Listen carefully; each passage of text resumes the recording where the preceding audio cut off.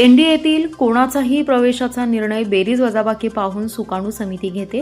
राष्ट्रवादी काँग्रेस शरदचंद्र पवार पक्षाच्या एनडीए प्रवेशाबाबत अद्याप कोणताही प्रस्ताव नाही. कोणाला घ्यायचं कोणाला नाकारायचं यांचा निर्णय सुकाणू समिती घेते असे भाजपचे ज्येष्ठ नेते आणि मंत्री चंद्रकांत पाटील यांनी गुरुवारी सांगलीत सांगितले.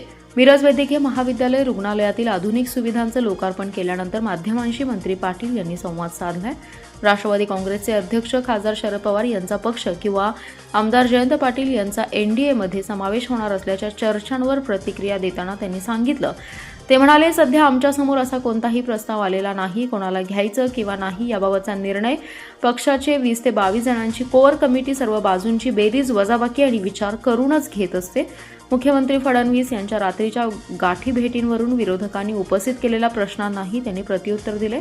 मुख्यमंत्री देवेंद्र फडणवीस पहाटे 3 वाजेपर्यंत लोकांना भेटून काम करत असतात आणि प्रशासकीय कामांसाठी रात्रीच्या वेळीही फायली मंजूर केल्या जातात. त्यामुळे रात्री अंधारात का गेले अशा विरोधकांच्या आरोपांना आणि प्रश्नांना काहीही अर्थ नाही. मंत्रिमंडळ विस्ताराबाबत अद्याप कसलीही माहिती नाही. मात्र ज्या वेळी मंत्रिमंडळ विस्तार होतो त्यावेळी मंत्र्यांचे गुणपत्रक तपासले जाते आणि काही नव्या चेहऱ्यांना संधी दिली जाते. मी बोलतो कमी करतो जास्त असं सांगत मंत्री पाटील यांनी नम्र होऊन साखर खावा, अकाड तांडव करू नका, काहीही होत नाही असा टोमणा खासदार विशाल पाटील यांना लगावलाय. माजी मुख्यमंत्री उद्धव ठाकरे यांचे नागपुरातील रामरक्षा आंदोलनावर ते म्हणाले, रामरक्षा म्हणायला कारण लागत नाही, आम्ही रोजच म्हणतो, मात्र त्यांना श्रद्धेपेक्षा राजकारण करायचंय. सुनील तटकरे आणि प्रफुल्ल पटेल यांनी वर्षा बंगल्यावर मुख्यमंत्र्यांची भेट घेतली, पण या भेटीबाबत सुनीलराव वहिनी असतील, पाच पवार आहेत यांना माहिती नाही आहे अशी माहिती मला पण माहिती नाही. कसं बघता? त्यांना माहिती नाही तर मला कशाला माहिती? सगळे तटकरे पटले असताना जयंत पाटील इथं जाणं हा फक्त योगायोग आहे का? अजून तुम्ही तुमचा कबला चष्मा वेगळा आहे? आता जी माझी माहिती आहे त्याच्यामध्ये देवेंजींचं लोकांना भेटणं पहाटे 3-3 वाजेपर्यंत चालतं. 14 ते 19 ज्यावेळेला अनेक खाती माडे होती, प्रामुख्याने सगळ्या महायुतीतल्या पक्षांचा समन्वय वाड्या होता, तेव्हा रात्री मी 2ला गेलो एखादी फाईल क्लिअर करायला, तर ते आमिर खानसारखे बसलेले असायचे. आणि त्यामुळे रात्री उशिरा का गेले, रात्रीच्या अंधारात गेले का, ह्या प्रश्नाला अर्थ नाही. काही ना काही कंबाईन कामं असतील, मला माहीत नाही खरं म्हणजे. काय स्वागत असणार आहे जयंत पाटलांचं एनडीए? नाही, आमच्याकडे हा निर्णय आमची प्रांताची कोअर कमिटी करते. असा प्रस्तावच आला नाही.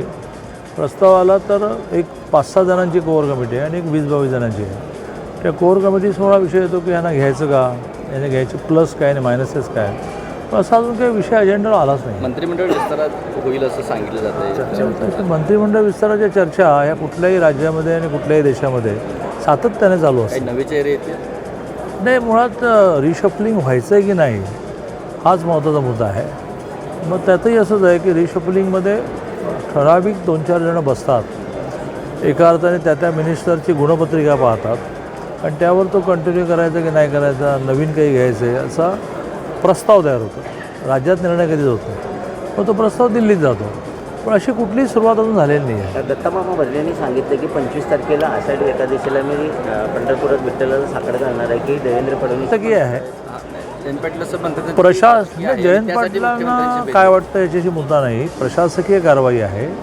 कोणीतरी एक नागरिक कंप्लेंट करतो, त्या कंप्लेंटची दखल ही कलेक्टरना घ्यावी लागते आणि कलेक्टरने महसूल खात्याच्या वतीने बेकायदेशीर बांधकामाची सगळी चौकशी केली. ते ह्या निष्कर्षावर आले की बेकायदेशीर काम झालं आहे, ते बेकायदेशीर काम हे त्यांचंच आहे. मग त्याने निर्णय दिला.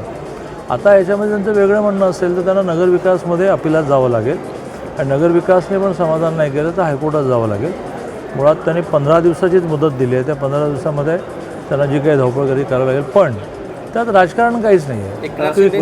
क्लिअर तुम्ही पण म्हणाल की अरे बेकायदेशीर बांधकाम आहे, पण आम्ही फार त्याच्या फंडात पडत नाही. कोणीतरी एका माणसाने मात्र ते धाडच दाखवलं. हां, एकनाथ शिंदेच्या दिल्ली वारे वाढलेत पुन्हा आहेत अजून. दिल्ली हा वेगवेगळ्या प्रकारच्या आपल्या डिपार्टमेंटसाठी निधी आणण्याचा, निर्णय करण्याचा एक मोठं सेंटर आहे, कारण सगळी सत्ता तिथे आहे. तर दरवेळेला एकनाथ शिंदेने जाणं म्हणजे काही राजकीय परिवर्तन होईल असं नाही. माझं तुम्हाला म्हणणं आहे की दिवसभर तुम्ही हंटिंग करत असता, हंटिंग